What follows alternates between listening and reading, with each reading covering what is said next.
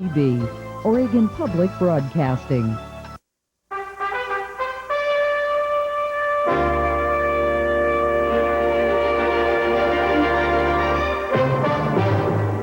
Good evening. Leading the news this Friday, President Bush said he isn't convinced the country's in a recession, but would consider a tax cut.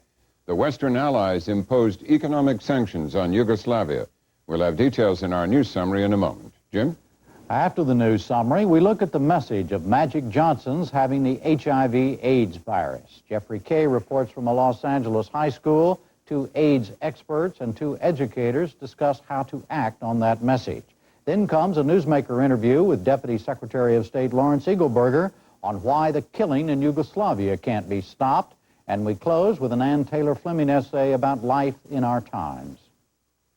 Funding for the NewsHour has been provided by AT&T. AT&T connects the world, from equipment to networking, from computers to communications.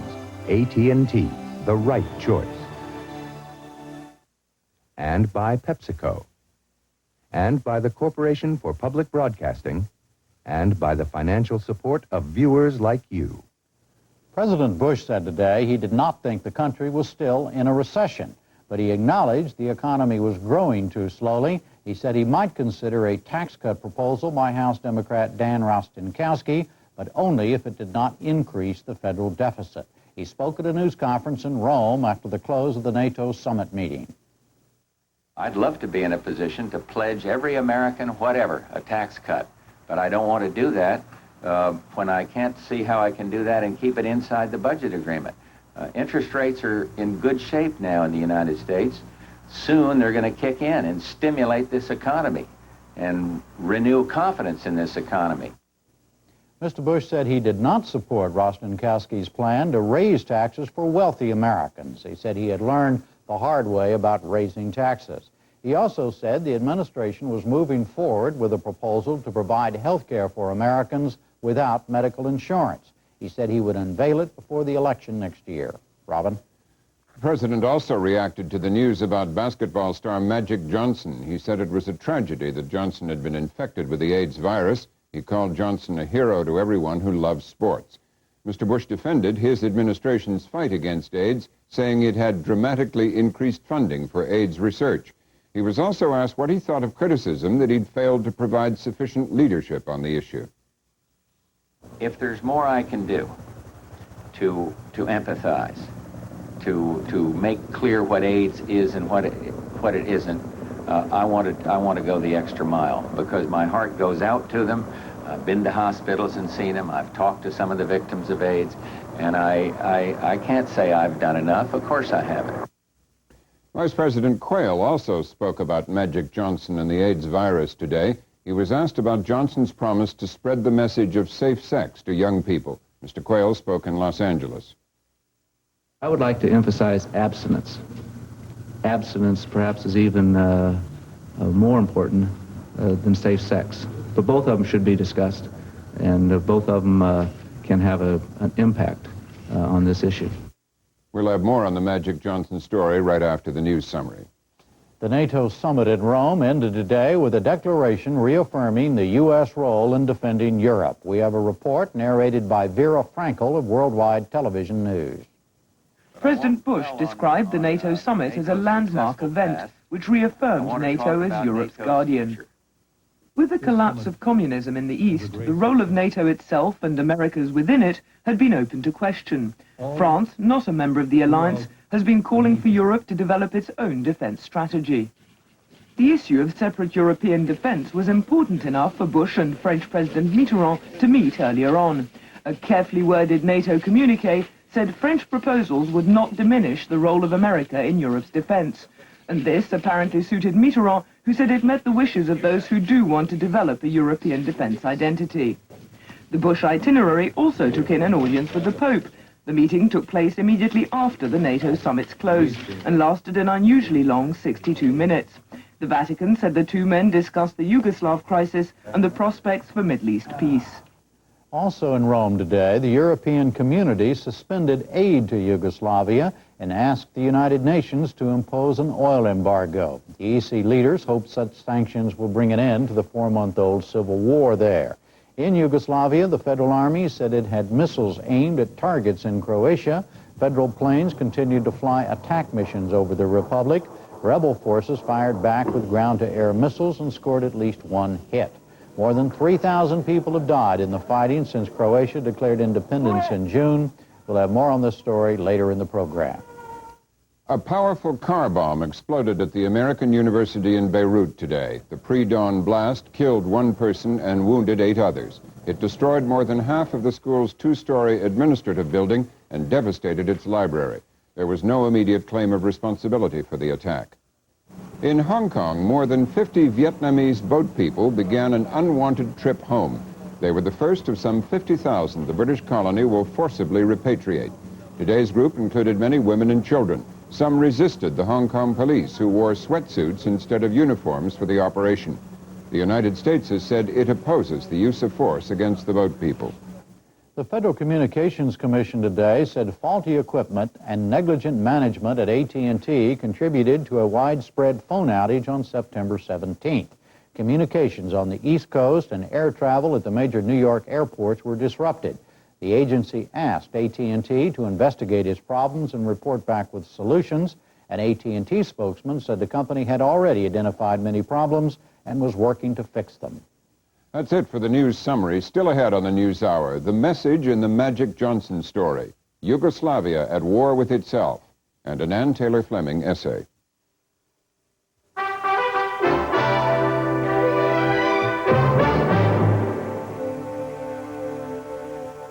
For our lead story tonight, what is the real message in the Magic Johnson story? The announcement that the basketball superstar has the AIDS virus dominated the news today, not since screen star Rock Hudson disclosed he had AIDS in 1985 has a major celebrity captured public sympathy and attention of such magnitude. But Johnson is in a different category, an athletic hero to millions of Americans, and his announcement had an extraordinary impact on young people. Johnson addressed that in his news conference yesterday. I would now become a spokesman for the HIV virus because I want people and young people to realize that they can practice safe sex. And, you know, sometimes you're a little naive about it and you think it could never happen to you. You only thought it could happen to, you know, other people and so on and on. And it has happened, but I'm going to deal with it and my life will go on. In Los Angeles, correspondent Jeffrey Kay of public station KCET reports on how that message was received. By this happening to Magic will open the eyes of more people. This morning at the People Who Care Youth Center in South Los Angeles, administrators met with counselors in the AIDS Education Project. To have somebody that stature, you never would think that something like that would happen to him. But this now shines a light on the fact that this is not just a gay disease, it's everybody's disease. He's their idol, and knowing that this could happen to him, they're going to say, oh, this happened to him, might happen to me, so they'll listen and they'll wear the condoms. Connie Wynn is project director of the federally funded program. We went with her to a high school for students who have been in trouble. Students she feels are the most at risk for contracting the AIDS virus. Basically, they come from a single-family home. They are dropouts of what we call mainframing schools. They are either actively or involved in gang involvement. Basic things of that nature makes it. And they are more likely than other kids, you think, to be actively participating in sex. And to get AIDS. Yes. Wynn's program is targeting these youngsters. The students here said they had been shocked by the news about Magic Johnson, and many said they'd learned an important lesson. It was hard to believe that he had HIV. Yeah. Why? Because it seemed like he would be the last person to have something like that. Did it make you start thinking about what you do and your own behavior, listening to Magic? In what way? Like if he could get it, anybody could get it. Wasn't on my mind. It wasn't on your mind before. And now? I would never think about it until Magic Johnson would, you know, talk every channel you turn to, Magic Johnson was there talking about AIDS, and, you know, it wasn't on my mind until now, you know, make me want to leave it alone. I didn't pay much attention to it, but now, like, you know, one of my biggest role models got it, I can think, you know, I can get it as simple as he got it. You know, so now you got to be afraid of this. So you got to do something about it and protect yourself. Does anyone disagree with what he said? Did you all hear? Yeah, you disagree with what he said. Yeah. I don't feel that I'm afraid of it, because all I have to do is don't do nothing that will, like, Bring it on. yeah, something like that. You work with these students every day. Yeah. Do you think that this will change behavior? And some of them, not Yeah. all of them. Yeah. All of them still gonna go out, some of them will still go out there and do the same old thing they've been doing. You know, I mean, it's just like that over here. You know, we take chances. And we don't even know how you contracted the virus, period. Yeah. So, you know, once we find that out, we probably would, you know, can deal with it more and you know, and understand it more. You see what I'm saying? Is that important to know? Yeah, it's important to know that, you know, how to, you know, Mac, to everybody, he seemed like he was a straight guy, you know, and to mess with nothing but women, and I mean, you know, that really got me wondering, you know. It's got you wondering whether maybe he was gay. No, not that he was. I ain't saying he's gay. Don't get me wrong. People want to know, does it affect them? As long as it's perceived as a homosexual disease, heterosexuals believe themselves to be free from it. One student was fatalistic about his chances of getting AIDS. I'll probably just keep on the same. You're gonna die anyway. I can go outside and probably do a drive-by, I'll die. A drive-by shooting? Yeah, I would die by anything. Not just by AIDS, Yeah. but by something else. As we left the classroom, Connie Wynn was besieged with requests for condoms. She feels Magic Johnson's story might challenge the sense of invulnerability that many teenagers feel. Now we hear how two doctors see the message in the Magic Johnson story. Mathilde Krim is the president of the American Foundation for AIDS Research. Dr. Reed Tuckson is the president of the Charles R. Drew University of Medicine and Science in Los Angeles, one of the 4 historically black health education institutions in the country. Dr. Tuckson is the former Public Health Commissioner of Washington, D.C., and joins us from Atlanta. Dr. Krim, does the reaction show that AIDS education so far has not worked? Well, we know that to a large extent it has not worked, because one thing is to be aware of a problem, another thing is to really understand it, and the third part is to apply what one has learned to one's behavior. And the last thing certainly has largely failed. And the second one also, the true understanding of the biology of the situation, I think is very poor also. Why do you think it's failed? Because most people in our culture still find it very difficult to talk about sexuality. And that's a big problem. First, the teachers have to learn, the counselors, how to talk about it. We don't even have certain words to say certain things in our language. So it is difficult to communicate. Or we have words and people don't want to use them. That's, yes. There are words that people find very difficult to use. Do you agree, Dr. Tuckson, it's failed so far? The getting the message of AIDS across? Certainly it has not been as effective as it needs to be. People continue to lose their lives unnecessarily, so I think that, yes, we have failed. And the reasons are very complex. Certainly, as Dr. Krim has mentioned, it is the difficulty we have in being able to use language. There are enormous restrictions placed upon health educators in being able to talk frankly and honestly with young people about this disease. There are all manner of legal and other mandates that limit and make it very difficult to, in fact, communicate in ways in which our young people are going to understand, or that narrow the dimensions of the topics which can be discussed. Secondarily, there is also that there are so many other competing obstacles that make it very difficult to break through, to get young people or many other members of our community to be able to concentrate on this message as the pressures of everyday living, of a number of other very immediate and difficult catastrophes must be confronted or managed or negotiated on a day-to-day basis. You mean this seems like a distant risk compared with other things?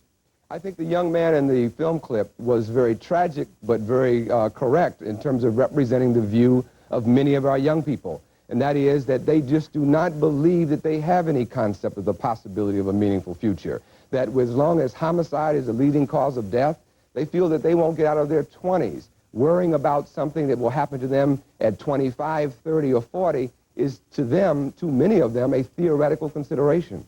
Dr. Krim, who are the people now most at risk for new HIV infection? I would say that the trend is towards heterosexual people who abuse drugs, drugs taken by injection. In many states of this country, it is still not legal to purchase needles and syringes, and therefore most addicts don't have as many as they want, and therefore they share them with each other. That is the most efficient way of transmitting HIV from one person to another, to share contaminated needles.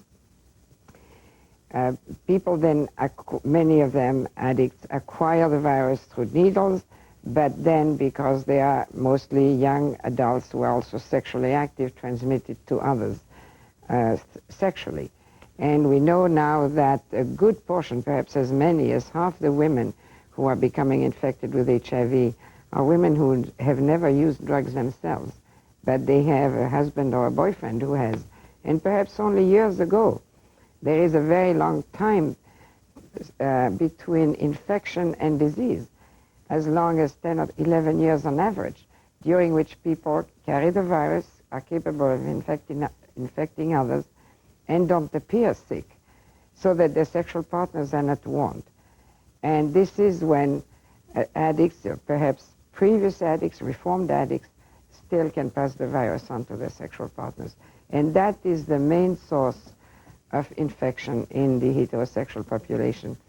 In New York, among recently reported cases of AIDS, a good half are cases related to addiction this way, but not necessarily directly due to addiction and to needles. Dr. Tuckson, what is your view of who's most at risk, and what is the degree of risk of those young people we just heard Jeff Kay talking to in Los Angeles?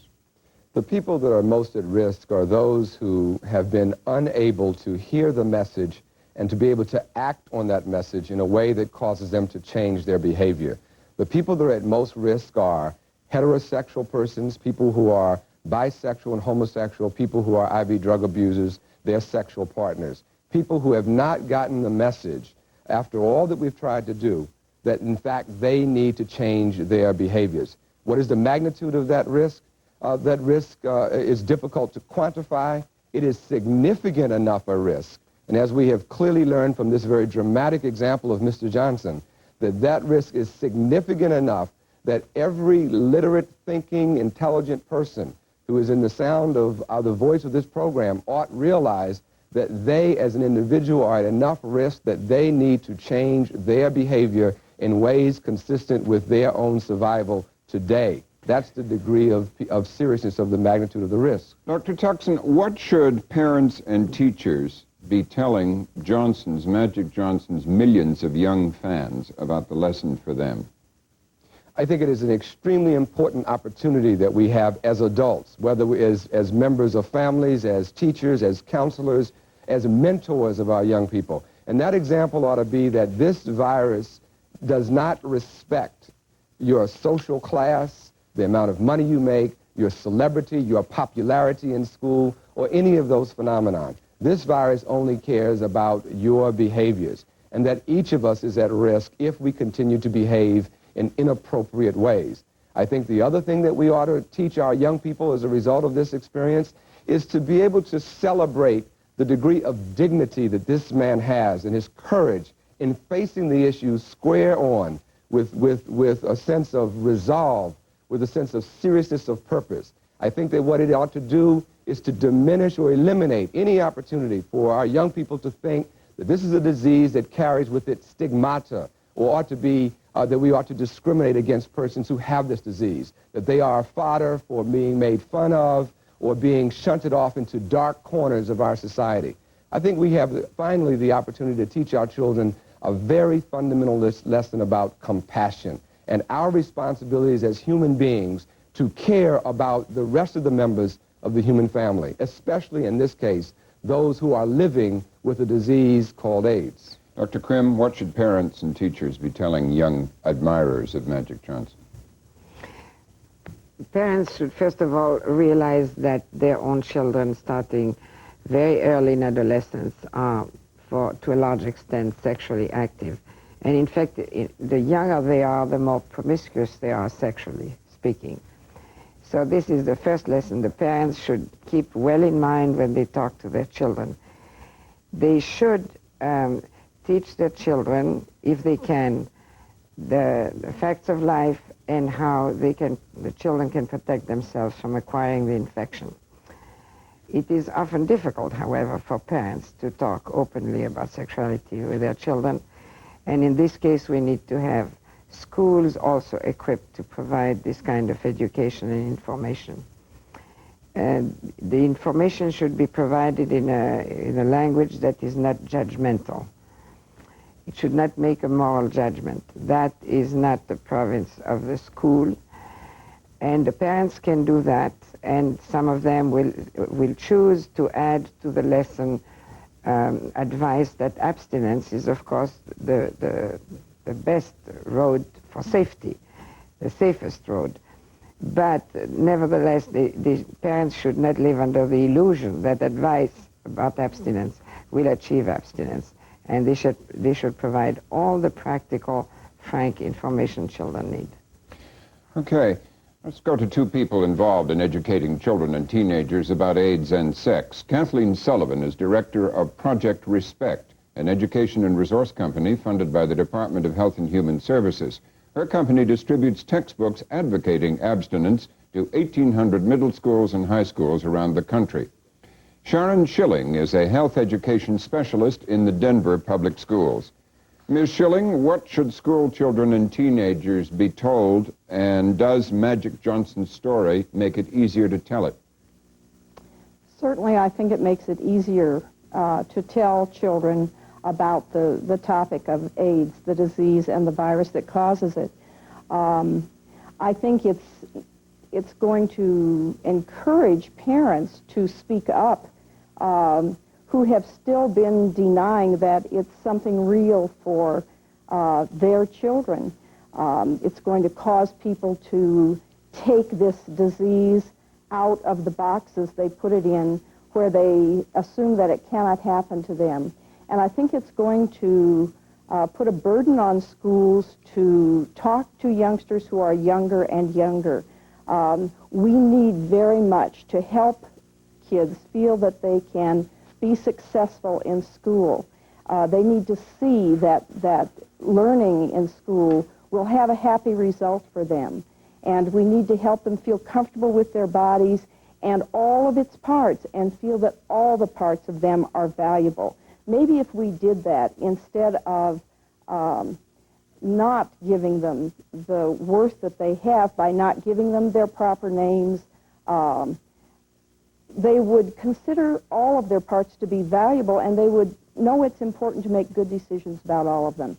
I think that's a tremendous task, because it isn't just parents who have these difficulties, it's teachers also. So we all have to learn so that we can be helpful to our kids. They need a hand to hold in a world that is increasingly dangerous. And we simply, if Magic Johnson did one thing for us, he confronted the issue head on.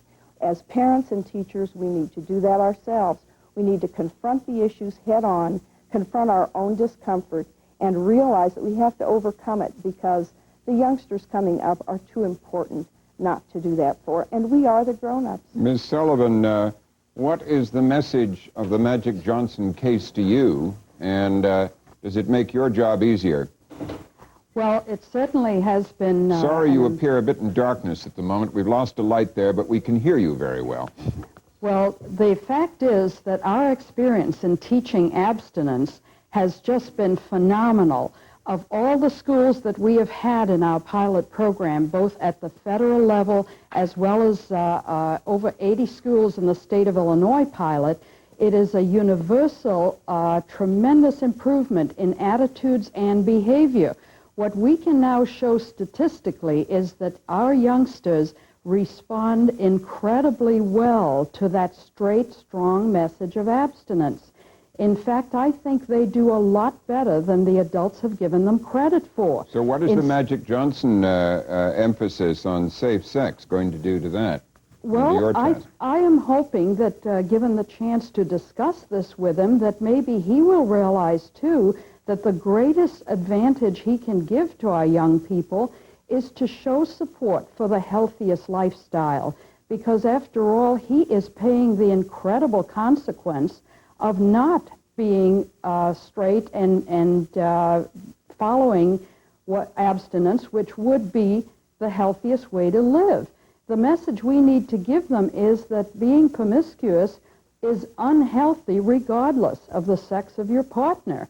And that's what we need to get out very clear to all our youngsters. When we ask our youngsters, there's one statistic that I think would be very informative to our listening audience. When we ask our youngsters, do you think sexual urges are controllable? They can answer always, sometimes, or never. Only 4 to 5% of them say never, which tells us that they know instinctively this is something that can be controlled. What they want to know is, why should I control it, and how do I control it? And that's what our programs are designed to do. Mm-hmm. And I hope that there will be many more programs, materials, and emphasis in the abstinence area at the federal level as well as the state level. Ms. Schilling, in Colorado, is abstinence a realistic behavior to teach? I think it has to be taught as realistic, particularly for young teens, not only because of the threat of AIDS and other sexually transmitted diseases and the twin threat of teen pregnancy, but I think it needs to be taught because sexual intercourse and sexual relationships are very heavy duty for young, immature kids to handle. So the message should be strong that abstaining is certainly an option.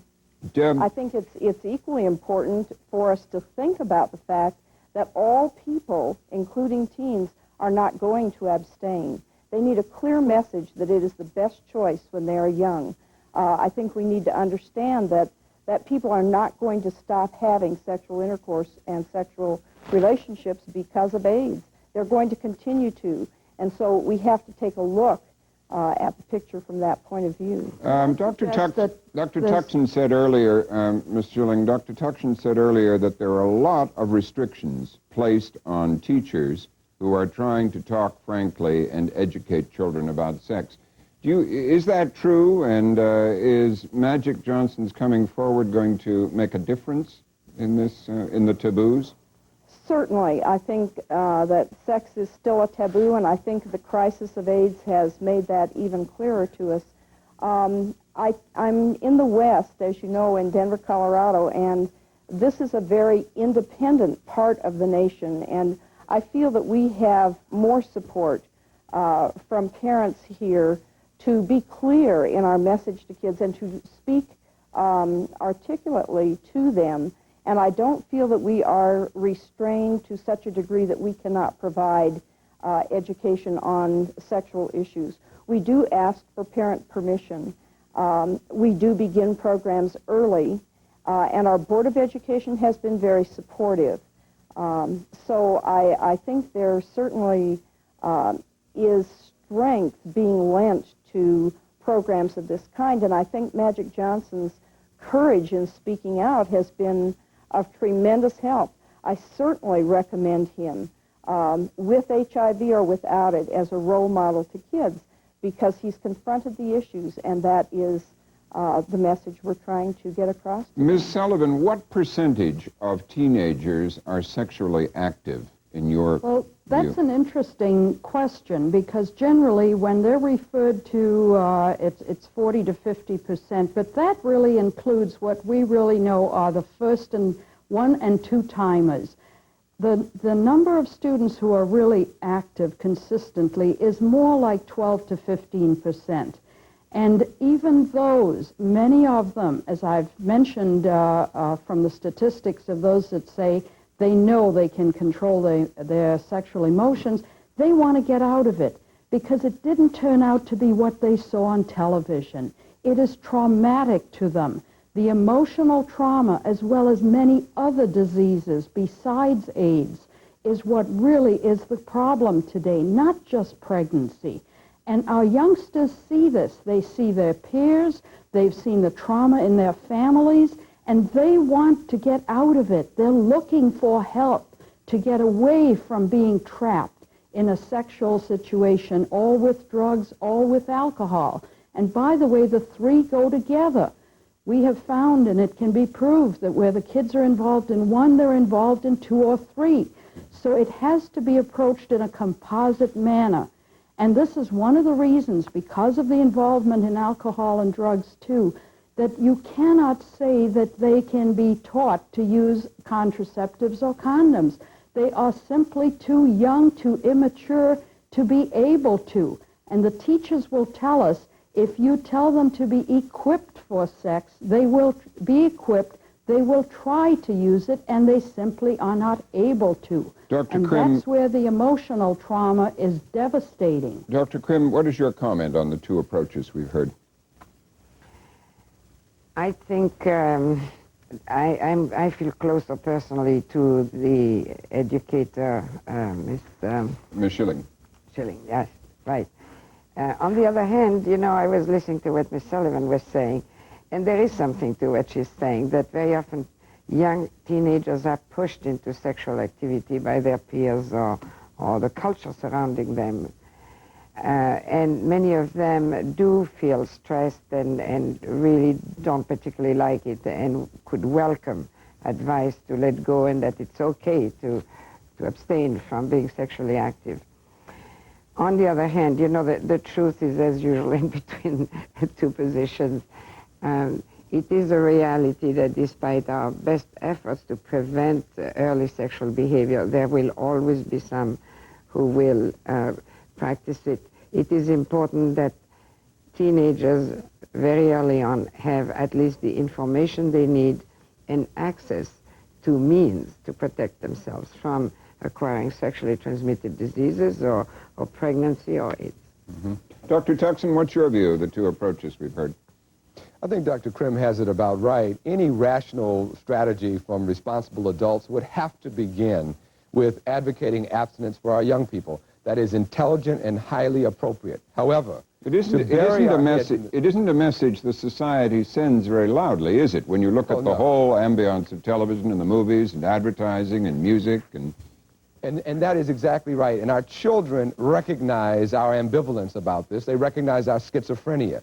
The society, in fact, as you correctly indicate, conducts its business through sexuality. The messages are everywhere, and they're constant.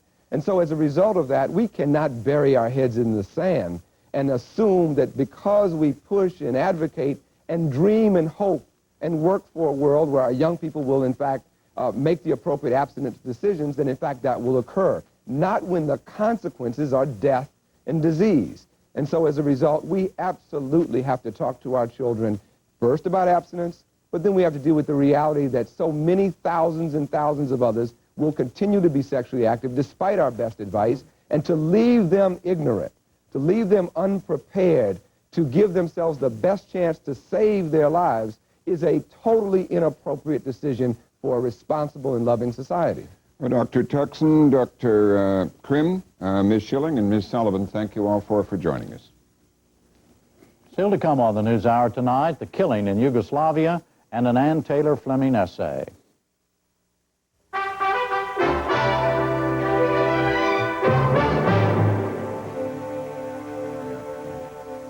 12 ceasefires since the Serbians and the Croatians started killing each other in Yugoslavia 4 months ago. None of them have held. The shooting and the shelling and the bombing goes on. The death toll stands at least 3,000, some say 5,000. It is a war over a country that is falling apart. The declarations of independence by the republics of Slovenia and Croatia in June were the trigger for much of the violence. The largest republic, Serbia, controls the federal army, and it has been fighting the Croatians, particularly in areas of Croatia inhabited by Serbian nationalists who don't want to be cut off from Serbia. Here are some recent reports we have received on the fighting. Outside the Serbian enclaves across Croatia and Slovenia, the Federal Army is under attack. Its men are being killed and they're killing. But there is another side to this conflict which has scarcely been reported in recent days. This is Glina, a town in Croatia where 70% are Serbian. They welcome Yugoslav tanks here instead of attacking them. The minority Serbian enclaves in Croatia detest the idea of independence here.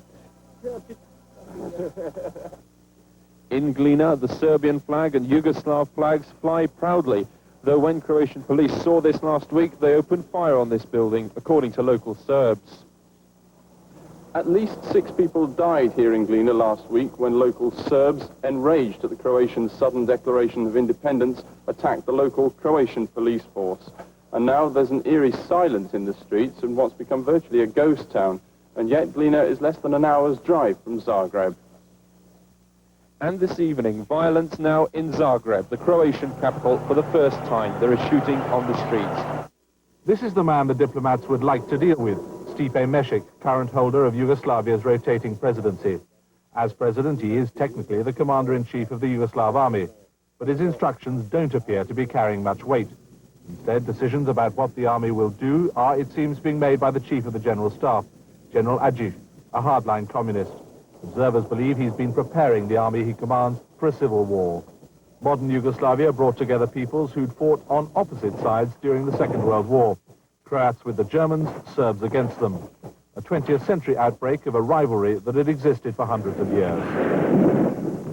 What we now know as Yugoslavia was first divided more than 15 centuries ago, when the Roman Empire was split between East and West, dividing the 2 parts of Yugoslavia that are still rivals today. Under the Western Roman Empire, Slovenia and Croatia, using the Western alphabet and following Rome's religion. The Byzantine Empire controlled what are now Serbia, Montenegro and Macedonia. They've looked eastwards ever since. From the 14th century, the Ottoman or Turkish Empire ruled Serbia, spreading Islamic culture through the area, while the Roman Catholic Austro-Hungarian Empire dominated what's now northern Yugoslavia, including Slovenia and Croatia. That tangled historical background makes it all the more difficult for the outside world to influence the current conflict in Yugoslavia, fueled as it is by rivalries from the past. The convoy, laden with desperately needed medical supplies and food, had been promised safe passage by generals commanding the Federal Army, which is laying siege to Vukovar. But as we passed through villages on the road to that devastated town, as well as shouts of encouragement, there were warnings. "You're all going to die," this woman sobbed. "Don't go to Vukovar, it's a trap."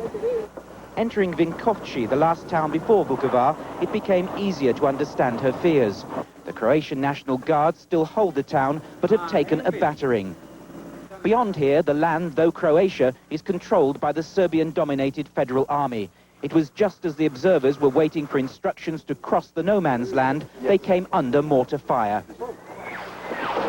The attack was brief and sent observers, guardsmen and Western journalists who'd been accompanying the convoy scrambling for cover, but no one was seriously hurt. The observers contacted army generals demanding an explanation and reliable guarantees. And out of sight of our cameras, the mercy mission was later turned back by the Federal Army. The fortress on top of Mount Srce is the Croatian forces' most vital defensive position and the key to Dubrovnik. Historically, whoever holds Srce also holds Dubrovnik.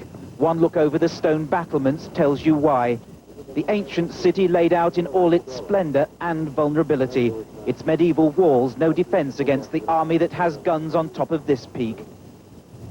Because of its strategic importance, Mount Srce was the first target when the Serbian-dominated federal forces launched their attack on Dubrovnik last month. Since then, the fort has come under almost daily attack. 2 days ago, tank shells set part of the building ablaze. The guns were then directed at the city suburbs. Shells and mortars falling on residential areas. Dubrovnik's residents claim the shells fired at them are a type that explodes in mid-air, riddling their homes with shrapnel. Here, an old man and his grandson comfort each other in the wreckage that was their apartment. We saw several apartment blocks hit in a sustained attack that lasted more than 3 hours. If the Serbian-dominated army was hoping to destroy the Croatians' hidden gun positions, most of their shells fell on houses. As dozens of homes burnt, shells were also landing just in front of Dubrovnik's Hilltop Hospital. The city also came under fire from a Federal Navy gunboat patrolling the waters just a few hundred yards offshore. An island just outside Dubrovnik harbor, still held by Croatian forces, also came under attack. It was the most sustained bombardment in weeks, leaving the latest European attempt to broker a ceasefire in tatters. Today, the European community imposed sanctions against Yugoslavia and asked the United Nations to embargo oil, all in one more attempt to force the killing and the destruction to stop. Will it work? Well, that is the first question we ask now of Deputy Secretary of State Lawrence Eagleburger, who was ambassador to Yugoslavia from 1977 to 80.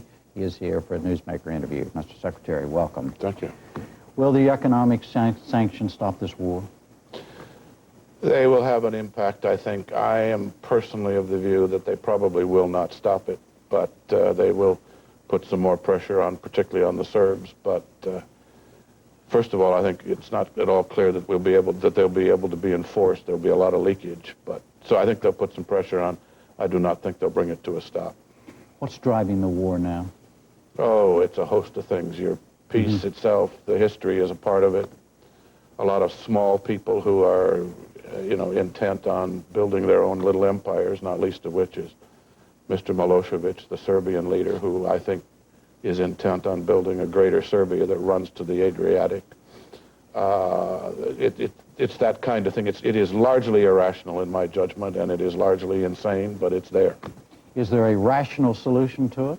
Sure, but there may not be rational people to put the solution into place. The rational solution is for the various republics to negotiate the future of the country. And if they negotiate a future which says, all right, we're all going to split up and become separate republics, fine. But at the point of a bayonet, at the barrel of a gun, it is not a rational solution, and that's what they've all chosen. What is the United States doing to try to stop this? Well, again, one might ask what's really possible. The Secretary of State's been there. He's made it clear that our position is that they must negotiate their changes.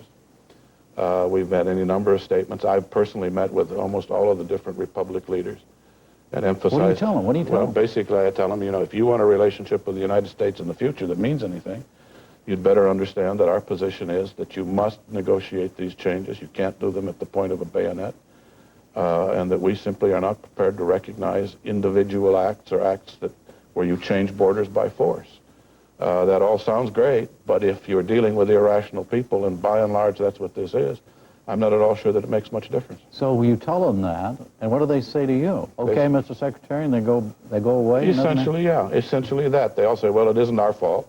It's somebody else's fault. And as I say, at the present moment, I don't think there's any doubt that the principal fault lies with the Serbs and the Yugoslav National Army and the sorts of things that they are doing. But I would have to say to you, I think there is enough fault to go around with almost everybody. Is there any external pressure? In other words, if you could control all external events and all external countries and everything that's involved, is there an external way to stop this? Again, in the abstract, if the West, for example, were prepared to put in a substantial number of troops and force these people to stop fighting, I suppose it could be done. But, the Western Europeans and the United States are not prepared to put massive force into Yugoslavia to try to stop the fighting. So short of that, at this stage at least, I am personally of the view that the only thing that may bring it to an end at some point is when all of the participants are exhausted, and when in fact they finally realize they can't solve the thing the way they are, then they may come back to the negotiating table. But I have to tell you, in my judgment, that is still some time away. Because right now, they believe that they have everything to gain by continuing to go to war. Is that right? All the sides? Well, let me put it this way. I think there aren't any of them that are big enough to recognize that the only way to deal with this is to stop the war and to return to the negotiating table. Each has his own individual little agenda he's trying to accomplish. And with the Serbs, as I say, the worst of the bunch at the moment, trying to build this greater Serbia. And so, yes, I think the answer is no one at this stage sees a solution other than to continue fighting. And that would define victory in the eyes of the Serbians, right? Sure. So that's what they want. When they get there, then they say, okay, fine, now we'll stop. If in fact they don't exhaust themselves first, and I think there's a real chance that in the end, all of the participants, all of the various people who are fighting with each other, may find that no one has the sufficient military force to bring this to a successful, victorious conclusion. And we may find a very exhausted country. And in the meantime, I would say to you, they have all collectively ruined the economy of the country. The war has done far more to damage the economy than the sanctions may ever be able to do. Also, as I said in introducing this, there are all kinds of reports about how many people have been killed. It goes from 1,600 conservative count, then 3,000 is one the New York Times was using today, but then one of the wire services this evening was using 5,000, which I reported. Can you add anything, shed any light on that? No, I would, again, personally and on the basis of what I'd seen, I would guess that the better estimate is somewhere between the 3,000 and 5,000 estimate. Yeah. What do you say, Mr. Secretary, to those who would suggest the following? The President of the United States and the Secretary of State of the United States are turning all kinds of rocks to get peace in the Middle East. Right. Nobody's dying there right now in the Middle East, but all kinds of people, an awful lot of people are dying in Yugoslavia. Why are we not doing a similar kind of thing? Because they're not the same kind of case. In the Middle East, it would be exactly the same thing, and if you look at the history of our attempts to bring peace to the Middle East, I would argue it makes the same point. If the participants themselves are not prepared to accept the efforts of others to bring about a peace, and if they are largely intent upon killing each other, there is not one thing the United States can do about it. That was certainly the history of most of the time in the Middle East. What we have now is the participants in the Middle East, the various parties in the Middle East, at least some of them, I think, clearly have recognized that time has run out and that, in fact, the only thing that may bring some peace and sanity to the area is, in fact, the involvement of the United States and the peace conference, for example, that's just taken place. If the Palestinians and the Israelis didn't want that conference because they wanted some other solution to a problem they haven't been able to solve themselves, it wouldn't have succeeded even as far as it has. The Yugoslav situation, it seems to me, is precisely the same kind of a case. The participants are intent on killing each other for whatever particular reasons they may have, and most of them, at least, are not prepared to listen to reason from the Western Europeans who have tried now for 6 weeks to bring peace to the area. There's nothing much the United States can do unless we are prepared to use force to do it, and you and I both know that's nonsense. Why is it nonsense? Because, in the first place, it would involve us potentially in a land war in Yugoslavia. It would require massive numbers of troops. This is not a small country, and it isn't that the fighting is isolated in one or two places. The American people aren't prepared, nor do I think they should be, to put military force in large numbers into a country like that where the people involved are intent on killing each other, not making peace. The Western Europeans aren't prepared to do it either, and I don't blame them as well. This is an issue the United States can't solve, nor can the West Europeans solve a problem that the participants themselves are not willing to have us help in solving. They don't want it solved at this stage.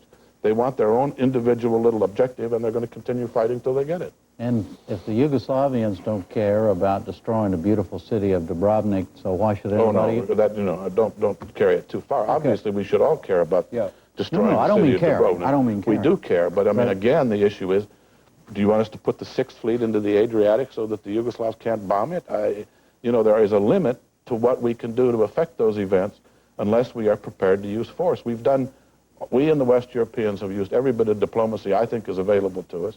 The West Europeans have now moved to sanctions. We're looking at the possibility of joining with the West Europeans in those sanctions. That may have some impact. In fact, one can hope that it'll have a major impact.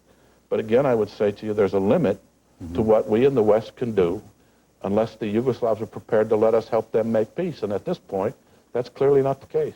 I remember you and I talked about this several months ago, and I remember asking you the worst-case scenario, and you pretty well lay down. We're getting, and I think that the potential is it's going to get worse. All right, take me down that road. Well, barring the issue, as I said, that they all kind of wear themselves out, I am very much worried that, in fact, the civil war gets worse, that it spreads into places like Bosnia and Herzegovina, which I don't want to try to get into the geography, but which is a republic that sort of stands between Serbia and the sea, and south of Croatia, in which there are both Croats and Serbs and Muslims, a mixed place, that could very well become a part of the war.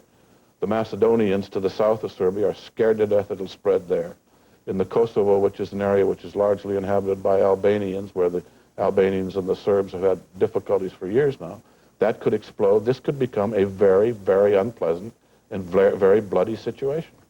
If we're talking maybe 3,000 to 5,000 now, many, it could many be a lot more. more than that, a lot more. And I'm not saying it will be, but if you carry out the sad scenario, the bad scenario, it could be very bloody and very messy for some period of time. Would you agree with those who say, for all practical purposes, the nation of Yugoslavia no longer exists? It couldn't be put back together again now under any circumstances. 2 points. It certainly does not now exist.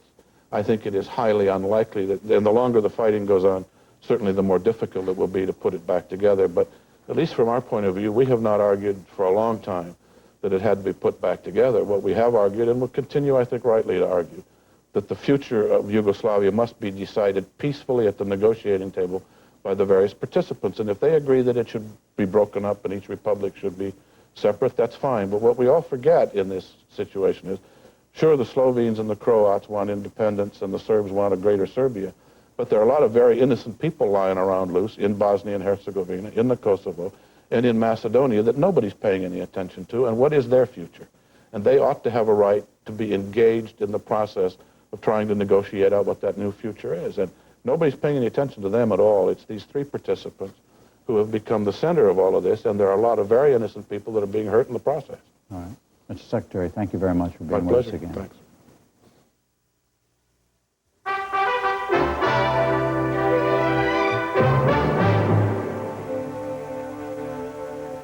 We close tonight with an essay. Los Angeles writer Ann Taylor Fleming reflects on a new book of photographs. Periodically, someone conceives an ambitious album of the human race, our collective photobiography from birth to death. The Family of Man was such a one. 36 years after its publication, that book can still be found in bookstores and on coffee tables, where its black and white images are as compelling as ever. These lovers, I seem to remember them, tangled on the lawn. Or this pair, nuzzling on a French street. Or these two in their sandy clinch. Love smiles from this book, trapped forever. So does struggle. This, the weather-beaten face of it, Dorothea Lange's unforgettable migrant farm worker. Or this bare-legged girl curled up in grief. Or is it just reflection? Picking up this book after some years is like picking up an old school album and seeing long-forgotten friends. And now we have in effect a sequel, The Circle of Life, another photo tome of life on the planet. So similar in intent to Family of Man, it is enormously different in feel. It is a provocative barometer of how we choose to see ourselves now.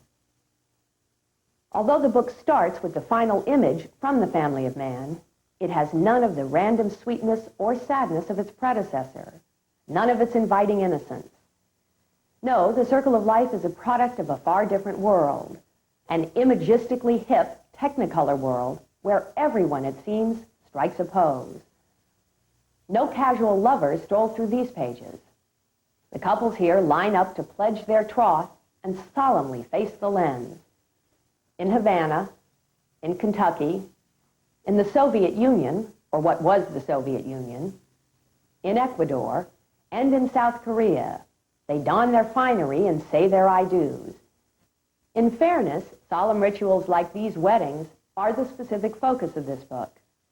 From baptisms like this one in Moscow, and circumcisions like this in Jerusalem, through adolescent initiation rites in Africa, and wedding nights in Morocco, on into English burials and flagrant Far Eastern cremations, we anoint and consecrate, bathe and burn and shave and paint and even maim ourselves in an effort to appease the gods and wrestle time to a standstill for one photogenic moment. Rituals are of the essence, no matter how sophisticated we think we might be. That's the message of this montage. We are all asking for favors, all observing forms of one kind or another, rites of passage.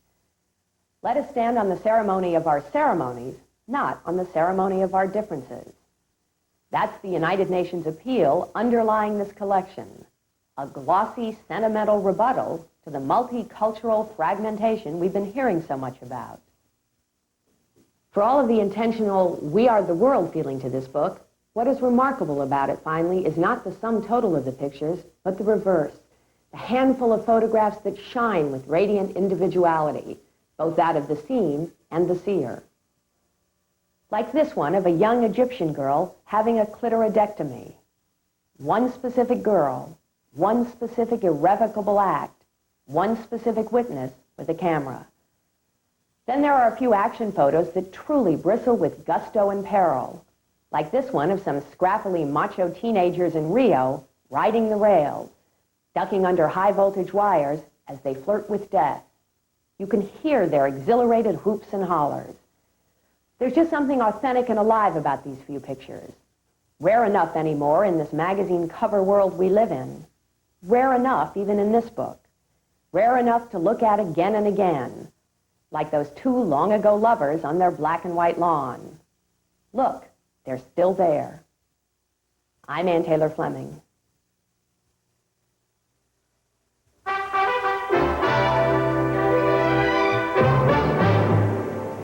Again, the major stories of this Friday. President Bush said he did not believe the country was still in a recession, but he would consider a Democratic plan to cut taxes for middle-income Americans, and the European community imposed economic sanctions in an attempt to stop the civil war in Yugoslavia. Good night, Robin. Good night, Jim. That's the NewsHour tonight. We'll see you again on Monday night. Have a nice weekend. I'm Robert MacNeil. Good night. Funding for the NewsHour has been provided by PepsiCo. Every day we enjoy people being cold to us, cutting us up, getting fresh with us, tearing into us, and calling us chicken. In fact, the more people do it, the happier we are. PepsiCo. And by AT&T. And by the Corporation for Public Broadcasting. And by the financial support of viewers like you. Be watching OPB tonight at 9 for OPB's own weekly news magazine with reports on regional news and public affairs,